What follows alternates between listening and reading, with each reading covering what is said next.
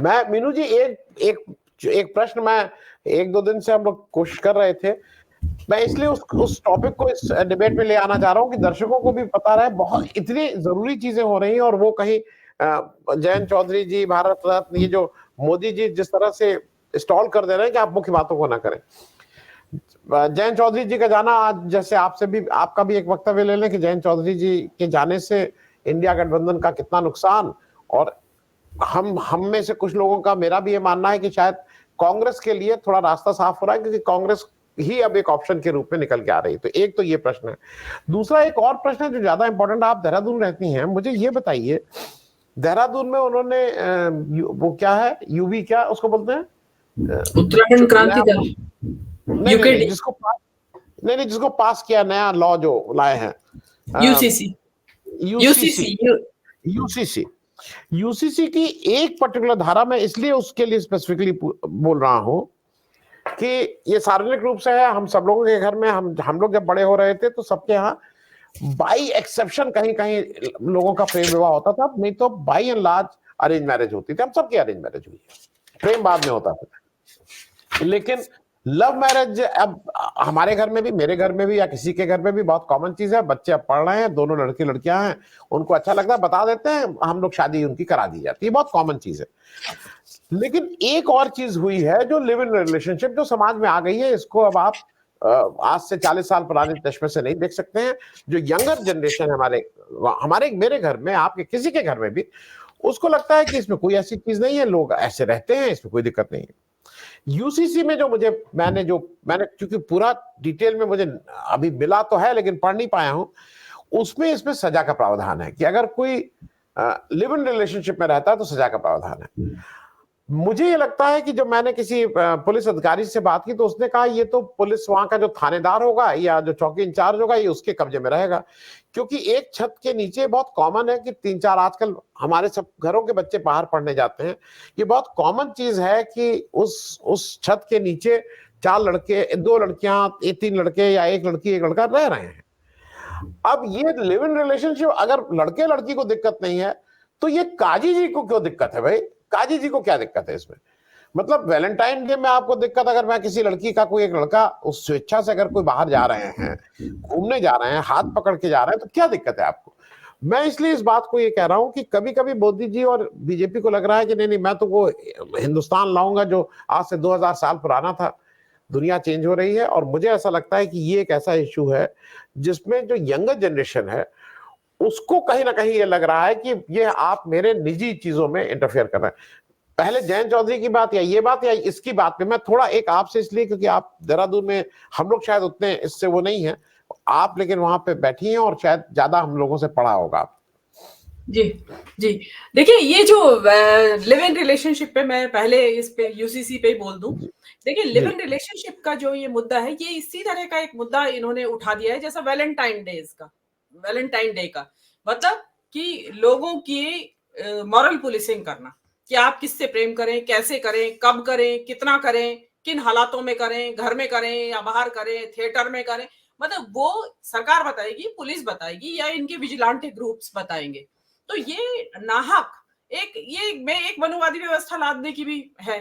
देखिए ऑलरेडी इस देश में माता पिता का बहुत बड़ा दखलंदाजी रहती है, दखल रहता है, दखलंदाजी भी नहीं कहूंगी, दखल रहता है बच्चों के विवाह संबंधी मामलों को सुलझाने में या उनको तय करने में, कि माँ बाप की स्वीकृति से ही जनरली होता है।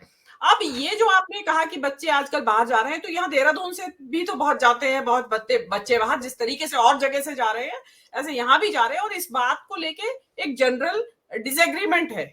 बच्चों ने पसंद नहीं किया है कि ये जरा ज्यादा हो गया, धामी जी ये ज्यादा कर दिया आपने, ज्यादा धाकड़ हो गए आप।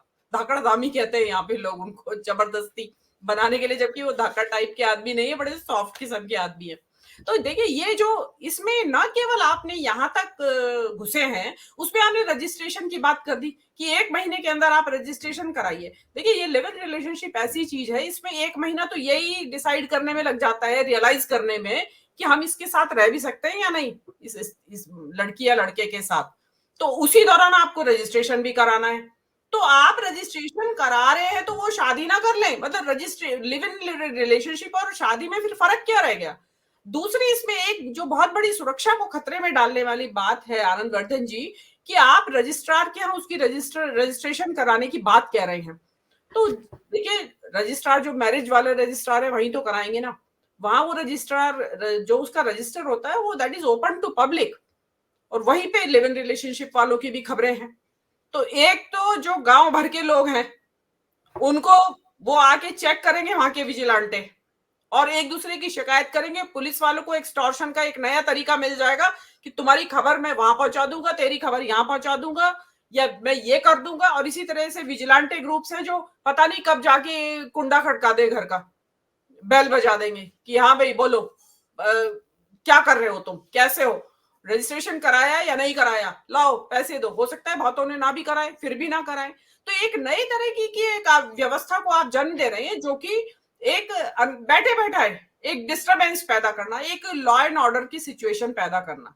देखिए, ये मामला ऐसा है कि इसमें मानता कोई नहीं। आप इन्होंने जो संस्कृति के रखवाले कहते हैं, इन्होंने वैलेंटाइन डे के लिए कितना ही जोर लगा लिया, खूब खूब हर तरीके से इन्होंने वायलेंट मीन्स इस्तेमाल करे यंग लोगों के लिए, लेकिन वो बंद नहीं हुआ। वैलेंटाइंस डे आप देखेंगे कि दिन पे दिन बढ़ता ही चला जा रहा है। तो ये चीज जो है कि ये इसका सख्त विरोध हो रहा है। और आनंद वर्धन जी, इतनी बात हो गई कि यूसीसी में जो ये जिस वजह से लाए थे वो तो बात एक तरफ हो गई, लिव इन रिलेशनशिप का मुद्दा ऊपर आ गया। आप जहां देखो, जिस चैनल पे देखो, वहां लिव इन रिलेशनशिप की बात हो रही है। और देखिए, लिव इन रिलेशनशिप को डिफाइन करना और उसमें फिर आप समाजों को निकाल देना कि बहुत सारे समाज है, कि आदिवासी समाजों को उसमें आपने निकाल दिया। बहुत सारे आदिवासी समाज है जिनमें इस तरह की रिलेशनशिप प्रथा के तौर पे चली आ रही है, उनका बहुत पुराना उनका रिवाज है। तो आप मतलब किस किस को रोकेंगे, कहां कहां रोकेंगे? क्या ये डिस्क्रिमिनेशन नहीं है कि आप एक समाज को तो अलाउ कर रहे हैं और जो शहरी समाज है या टाउन्स में रहने वाला समाज है उसके लिए आप रोक रहे हैं? तो ये एक अजीबोगरीब इन्होंने ये जो होता ना कि एक अनावश्यक दखलंदाजी स्टेट की एक ऐसे मुद्दे पे जिसका कि आपको जरूरत नहीं थी। स्टेट के पास और भी बहुत सारे मुद्दे हैं, जो पुलिस है, प्रशासन है, उसके पास और बहुत सारे मुद्दे हैं, बजाय ये देखने के कि किसके कमरे में और घर में क्या हो रहा है या किसी हॉस्टल में क्या हो रहा है। तो ये चीजें मुझे ऐसा लगता है कि जो होता है ना मनुवादी सोच, या इनको दिमाग में रहता है हर वक्त की हर चीज को कंट्रोल करना, तो वो इसमें मेरे हिसाब से इस लिव इन रिलेशनशिप का मुद्दा मेनली उसी से रिलेटेड है। ऐसा कुछ नहीं है कि यहाँ कोई देहरादून में या कोई उत्तराखंड में ज्यादा इस बारे में कुछ शोर शराबा मच रहा था, लेकिन क्योंकि इनको ये जो उत्तराखंड है इसको एक प्रोटोटाइप हिंदू प्रांत बनाना है कि भाई अगर हिंदू राज्य बनेगा तो देखिए ये होगा पैटर्न, जहां पे सब धार्मिक होंगे लोग, सारे धर्म स्थल होंगे, चारों धाम है, हरिद्वार है यहाँ पे, यहाँ ज्वालामुखी है, यहाँ नीलकंठ महादेव है, यहाँ बहुत कुछ है, यहाँ मानसरोवर का रास्ता भी जाता है। तो यहाँ पे यूनिफॉर्म सिविल कोड भी होगा और उसमें लिव इन रिलेशनशिप के कानून भी होंगे। ऐसा होगा हिंदू राष्ट्र, हिंदू प्रांत ऐसा होगा। तो अब वो उन्होंने बता दिया है कि ये प्रोटोटाइप है, तो ये ऑल ओवर इंडिया लागू होगा। अब आ जाइए आपका जयंत चौधरी वाली जो बात आपने बताई। देखिए, जयंत चौधरी जो है ठीक है, उनका एक प्रभाव क्षेत्र है जहां पे जिस इलाके में वो उनकी दादा के जमाने से ही चला आ रहा है। तो लेकिन इनके जाने से देखिए वोट का या सीटों का तो फर्क पड़ेगा, लेकिन उतना भी बड़ा नहीं पड़ेगा, लेकिन परसेप्शन का बहुत बड़ा फर्क पड़ेगा। एक पब्लिक परसेप्शन जो ये कि इंडिया गठबंधन टूट रहा है, दरक रहा है, टूट गया, तो वो चीज जो है एक जिसको कहते हैं ना बद से बदनाम बुरा, मतलब चाहे इंडिया गठबंधन में अभी भी 20 दल हैं, अभी भी 20 दल कम से कम मौजूद हैं, लेकिन परसेप्शन क्या बन गया कि इंडिया गठबंधन टूट रहा है और खत्म हो जाएगा इलेक्शन तक। तो जिसमें कि मुझे उम्मीद नहीं है कि इसके बाद और किसी के जाने की, मुझे और कोई एक उद्धव ठाकरे के बारे में कयास लगाए जा रहे हैं, बाकी का मुझे ऐसा नहीं लगता कि इसके अलावा जाने वाले हैं। लेकिन जो ये इनके जाने से ये डेफिनेटली एक हवा में होता है जिसमें कि फेंस सीटर प्रभावित होते हैं। इस तरह के डिफेक्शन कहिए या इस तरह के जो पाला बदलता है जब बड़ा नेता, तो उसमें जो फेंस सीटर है वो डेफिनेटली अपनी ओपिनियन बिल्ड कर लेते हैं कि भाई ये इंडिया गठबंधन के लोग तो अपने कमिटमेंट ही नहीं है इनके अंदर, तो निश्चय ही नहीं है, ये लड़ना ही नहीं चाहते मोदी से, घबराते हैं। और उससे क्या होता है, उनके दिमाग में ये छवि बनती है कि भाई वाकई में मोदी ताकतवर है, डरते हैं सब नेता भी, एंड टाइम पे छोड़ के और भाग गए हैं। अब ये जो, लेकिन नीतीश कुमार गए हों या ये गए हों, आपके चौधरी जा रहे हैं, देखिए मोदी जी जिस भी दल के, ये छोटे छोटे जो दल हैं जिनकी भी, किनके कंधे पे चढ़ के किसी भी इलाके में घुसे हैं, किसी राज्य में घुसे हैं, उसे तबाह कर दिया है। तो मेरा मानना ऐसा है 2024 के बाद उसका एक बीच में और ये जोड़ दूं, इसका सबसे अच्छा उदाहरण है शिवसेना की पॉलिटिक्स। शिवसेना के कंधे पे चढ़ के महाराष्ट्र में घुसी बीजेपी और 25 साल साथ रहे और अल्टीमेटली क्या करके निकले, खत्म कर दिया शिवसेना को। आज उद्धव ठाकरे का अस्तित्व का संकट है।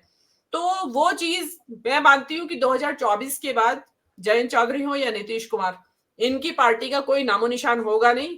जयंत चौधरी राज्यसभा में बैठे होंगे, नीतीश कुमार भी हो सकता है राज्यसभा में बैठे हों कि या किसी राज्य के राज्यपाल बन गए हों, एम्बेसडर भी बन सकते हैं अगर उनको लगेगा कि चलिए विदेश का नजारा लेके आता हूं।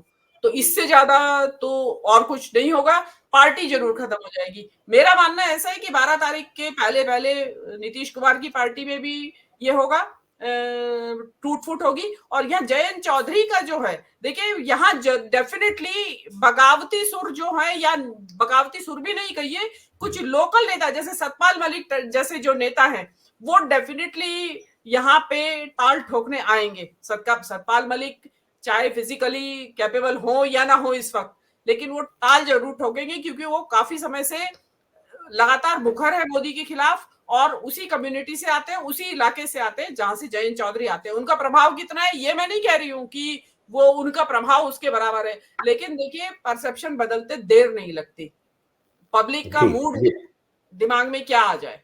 और तीसरी बात एक इम्पॉर्टेंट, मैं अगर मेवात और नूह में जो जाटों ने अपना स्टैंड लिया था वो भाजपा के बहकावे में नहीं आए थे पिछले साल जो वहां दंगे हुए। तो अब ये कोई श्योरली नहीं कह सकते आपकी जो आम जाट जो वहां के जो कम्युनिटी है वो जयंत के पीछे ही चलेगी सारी लामबंदों के, जरूरी नहीं है, वहां दो फाड़ भी हो सकते हैं और कोई नया नेता भी उभर के। जी आनंद जी।